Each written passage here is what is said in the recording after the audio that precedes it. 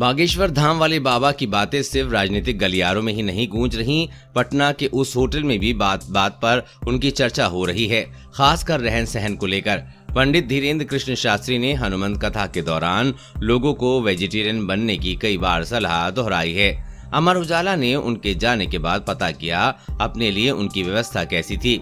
जवाब में कई रोचक बातें आईं। सबसे बड़ी बात है कि बाबा के पास लिट्टी चोखा न आया न उन्होंने खाया, लेकिन उनके पास बिहार का ठेकुआ जरूर पहुंचा।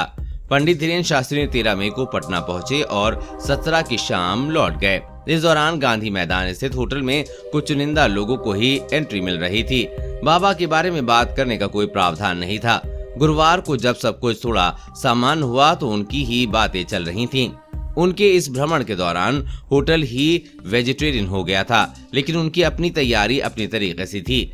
होटल पनाश के ऑपरेशन मैनेजर कुमोद कंचन शर्मा ने बताया कि बागेश्वर वाले बाबा के आने से पूरा माहौल ही बदला हुआ था।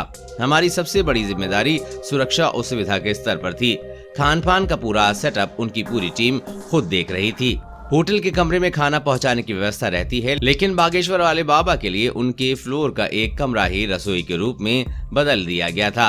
कमरे को साफ करने के साथ ही सैनिटाइज किया गया था। नए बर्तन मंगाए गए थे। उनके साथ आए बागेश्वर धाम के भक्तों के अलावा मध्य प्रदेश पुलिस के जवान, धार्मिक चैनल के प्रतिनिधि भी यहाँ ठहरे थे। 17 कमरे कम पड़ गए तो कुछ लोग आसपास के रेस्ट हाउस में रुके।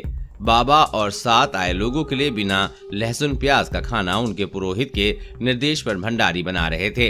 रात में क्या खाना है सुबह बताया जाता था। सुबह के बारे में प्लान रात में बताया जाता था। उनके भंडारी अपने हिसाब से खाना पकाते थे।